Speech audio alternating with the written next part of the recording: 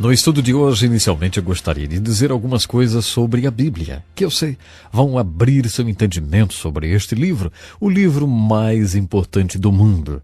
Seja bem-vindo ao Encontro com a Palavra, onde estudaremos a Bíblia por completo, livro por livro. Estamos apenas começando, por isso, fique conosco todos os dias neste mesmo horário e convide outras pessoas para participar conosco deste importante estudo da Palavra de Deus. Antes de qualquer coisa, gostaria de dizer algo sobre como estudar a Bíblia. Há 3 passos que devemos tomar para que possamos estudar corretamente a Bíblia. Primeiro, a observação. Depois, a interpretação e a aplicação. Observação traz a pergunta: o que está escrito? Significa que quando se abre um livro da Bíblia, quando se toma um capítulo da Bíblia, quando se lê um verso da Bíblia, você quer fazer essa pergunta: o que está escrito? A segunda questão que você levanta vem com o título de interpretação. A palavra interpretação traz a seguinte pergunta: mas o que isso significa?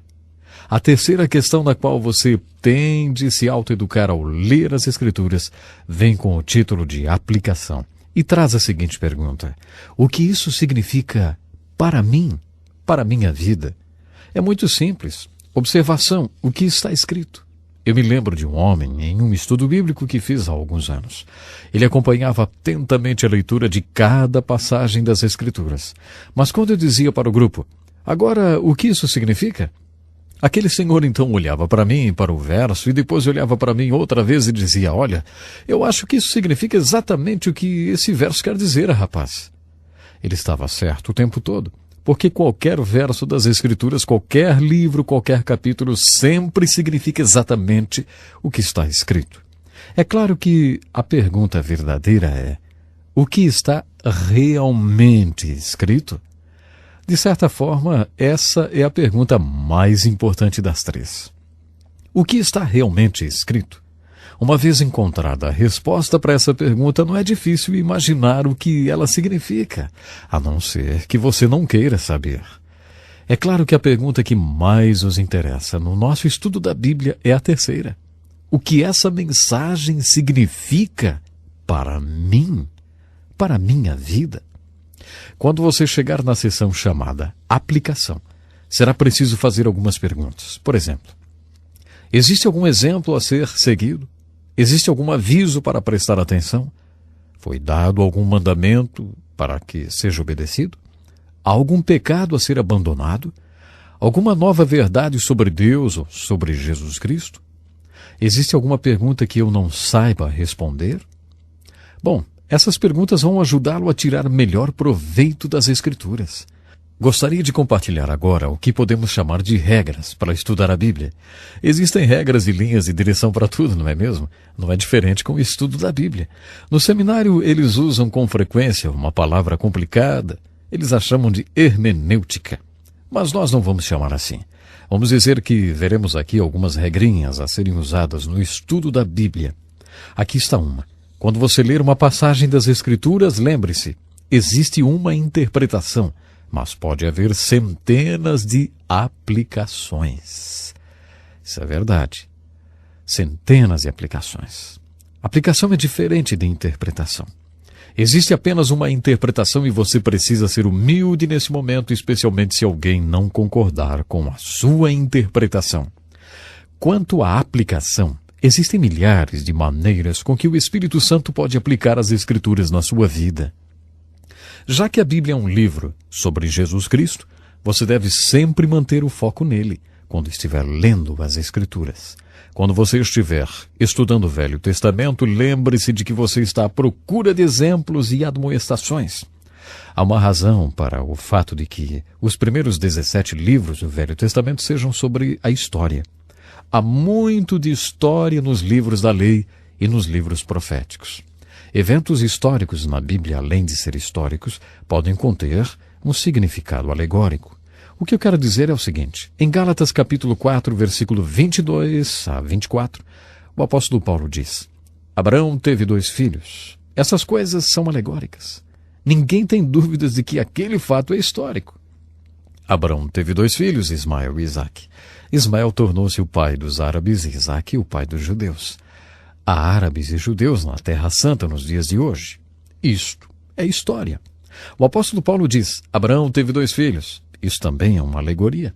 Eu acredito que ele mostra por precedentes e por princípios que na Bíblia uma história com E pode ser história com H. E sem tirar nada da historicidade daquela história, a história também pode ter um significado alegórico. Quando o apóstolo Paulo diz que todas essas coisas aconteceram como exemplos, ele usa uma palavra no grego traduzida como exemplos. É uma palavra como a palavra modelo. O que ele realmente está dizendo é que todas aquelas coisas que aconteceram eram modelos, que são como lições ou alegorias. Então, quando você ler a literatura histórica do Velho Testamento, continuando esse estudo histórico, procure por essas alegorias, ou esses modelos, ou esses exemplos e admoestações. Encontramos muitos versículos que são difíceis de entender, mas existem muitos outros de fácil compreensão. Sempre procure interpretar os versículos obscuros à luz dos versículos que são mais claros. Como pastor, uma vez eu compartilhei alguns versículos com uma mulher que estava passando por um certo problema. Ela me disse: Pastor, não me confunda com as Escrituras, eu já estou decidida. Sabe, algumas pessoas querem ler as Escrituras desse jeito. Suas opiniões já estão formadas. É muito difícil para Deus mostrar a alguém assim o que as Escrituras querem dizer e o que Ele pretende fazer se sua mente já estiver fechada numa opinião. Outro importante princípio sobre as Escrituras, especialmente se você ensina sobre as Escrituras, é o seguinte: uma vez que você tiver aprendido o significado dos versículos, pergunte a você mesmo se é de sua vontade obedecer às Escrituras antes de ensinar para outra pessoa. E aqui vai mais uma. Lembre-se sempre que Deus nos fala através da sua palavra. Por isso, aproxime-se da palavra de Deus com muito cuidado, pedindo a Deus que revele a palavra pessoal a você através do Espírito Santo.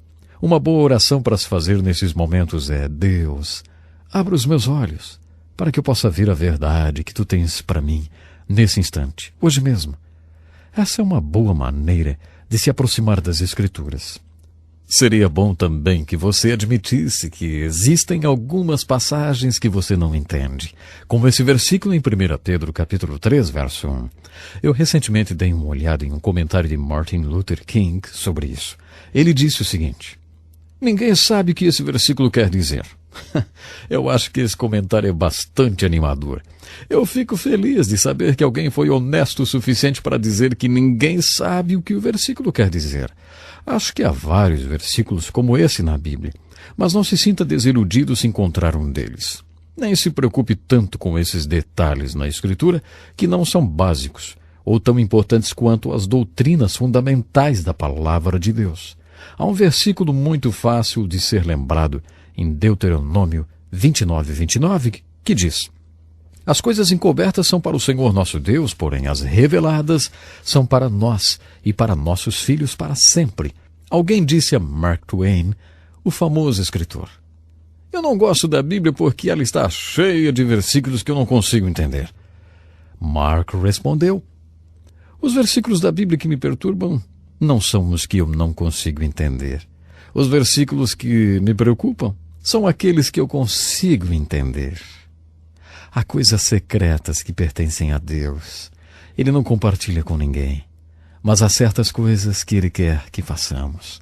E Ele deixa isso muito claro. Portanto, não se preocupe demais com essas coisas obscuras, essas coisas secretas que Deus não revela a ninguém. Nunca esqueça que não há versículo na Bíblia que possa ser interpretado de forma pessoal ou isolado do resto da Escritura. Isso é o que Pedro quer dizer em 2 Pedro 1:20, quando ele diz: nenhuma profecia das Escrituras é de particular interpretação. O melhor comentário sobre a Bíblia é a própria Bíblia. Você pode adquirir todos os comentários e ferramentas que eu recomendei, mas nunca esqueça, especialmente quando estiver lendo o Velho Testamento, nenhuma profecia das Escrituras é de particular interpretação. Se o Novo Testamento comentar o Velho Testamento, lembre-se que o melhor comentário sobre a Bíblia, quem faz, é a própria Bíblia. Pegue sua Bíblia e procure pela verdade e pela vida, e não apenas para ampliar os seus conhecimentos.